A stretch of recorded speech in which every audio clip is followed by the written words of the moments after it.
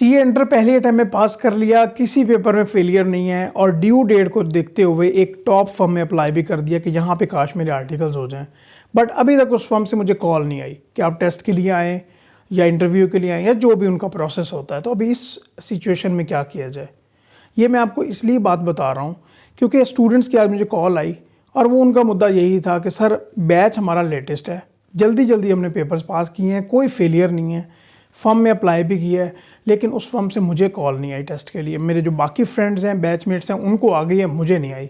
और जब मैंने फर्म में उनके एचआर डिपार्टमेंट से कांटेक्ट किया कि भाई मुझे टेस्ट की कॉल नहीं आई, तो उनका आगे से ये जवाब था कि जितने हमने स्टूडेंट शॉर्टलिस्ट करने थे कर लिए, उनको कॉल्स या ईमेल्स हो गई, तो अभी आप वेट करें या अगले प्रोसेस का वेट करें। तो ये उनका रिस्पॉन्स था।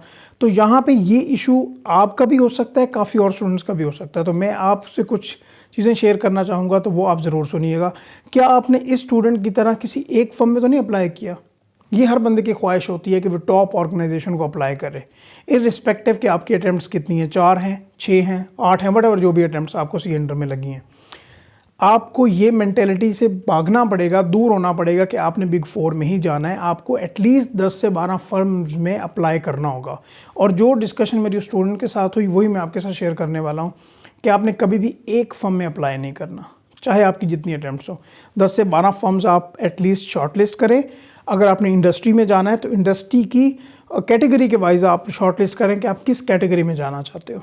यहाँ पे एक और इम्पोर्टेंट बात मैं आपको ये बताना चाहता हूँ कि आपको ये भी देखना होगा कि आप किस डिपार्टमेंट में परसू करना चाहते हो। क्या आपका इंटरेस्ट ऑडिट में है, टैक्सेशन में है, ईआरपी में है, एडवाइजरी में है, इंटरनल ऑडिट में है, जाना किस साइड पे चाहते हो। ये बहुत इंपॉर्टेंट है क्योंकि ज़्यादातर स्टूडेंट्स का रुझान ऑडिट की तरफ होता है। तो सभी स्टूडेंट्स कहते हैं सर मैंने ऑडिट पे जाना है।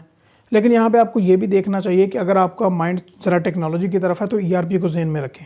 ईआरपी की तरफ जाना है तो भाई कौन सी फर्म्स हैं हमारे कंट्री में जो कि टॉप हैं ईआरपी में, जो ट्रेनिंग्स करवाती हैं और ईआरपी का स्कोप बहुत फ्यूचर में आने वाला है।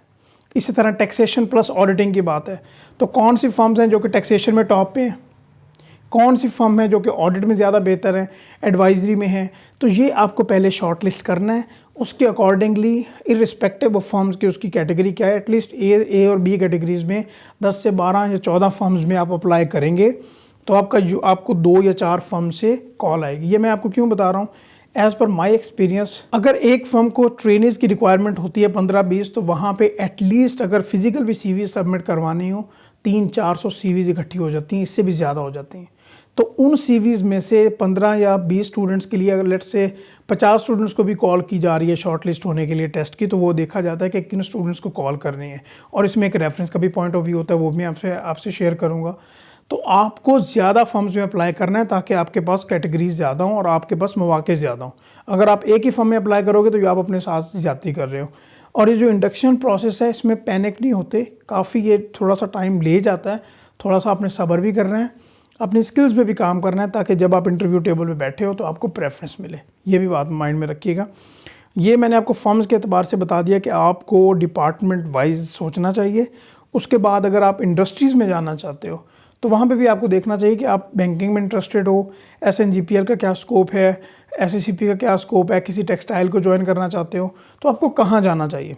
अभी काफ़ी टाइम हो गया इंडस्ट्री आर्टिकल्स को, तो वहाँ पे जो इंटरव्यूज़ पहले हम कंडक्ट कर चुके हैं उनको भी आपको देखना चाहिए कि उनके क्या रिव्यूज़ हैं ऑर्गेनाइजेशंस के बारे में, वहाँ पे स्टाइपेंड रेट्स क्या हैं, क्या उनके एथिकल वैल्यूज़ हैं या वटेवर वो अपने एम्प्लॉयज़ के लिए किस तरह से बेनिफिशियल है। ऑडिट फर्म्स हों या इंडस्ट्रीज़ हों तो आपको यहाँ पे अच्छी खासी ब्रेनस्टॉर्मिंग की रिक्वायरमेंट है। कभी भी एक फर्म में अप्लाई नहीं करना, ज़्यादा फर्म्स में अप्लाई करना है। इसके अलावा स्टूडेंट्स ये भी पूछते हैं कि इंटरनेशनल आर्टिकल्स के हवाले से भी बात चली थी, उसका क्या बना, तो उसके बारे में भी आपको मैं ज़रूर अपडेट करूँगा। बट मैं आपको ये बता दूँ कि इस ड्यूरेशन में, ख़ास तौर पे इस ड्यूरेशन में आपने अपनी स्किल्स को सबसे ज़्यादा पॉलिश करना है। और स्किल्स सबसे इम्पोर्टेंटली मैं आपको ये बताना चाहूँगा कि फ़ाइनेंशियल स्टेटमेंट्स को बनाना सीखें। एक्सेल पे किस तरह से फाइनेंशियल स्टेटमेंट्स बनाना है, नोट्स, पॉलिसीज़, डिस्क्लोजर्स, उनकी जो बैक एंड पे वर्किंग हो रही होती है, फॉर एग्जांपल इन्वेंट्री है या पीपी है, उसको किस तरह से लिंक करना है फाइनेंशियल स्टेटमेंट्स के साथ, तो ये प्रैक्टिकली आपको आना चाहिए विद स्टैंडर्ड्स की रिक्वायरमेंट्स के साथ। तो ये आप कहीं से सीखें, जहाँ से मर्ज़ी सीख सकते हैं सीखें। हम भी इसकी ट्रेनिंग्स करवा रहे हैं, अगर करना चाहें तो आप ज़रूर करें। मैं आपको ये क्लियरली बता देना चाहता हूँ, जब आप इंटरव्यू टेबल पे बैठे होंगे तो वहाँ पे आपको काफ़ी प्रेफरेंस मिलेगी। एक तो आपकी कम्युनिकेशन बेहतर होनी चाहिए, दूसरी इन स्किल्स पे काम करें ताकि आपको प्रेफरेंस मिले, क्योंकि फर्म में जाके आपने यही काम करने हैं, ठीक है।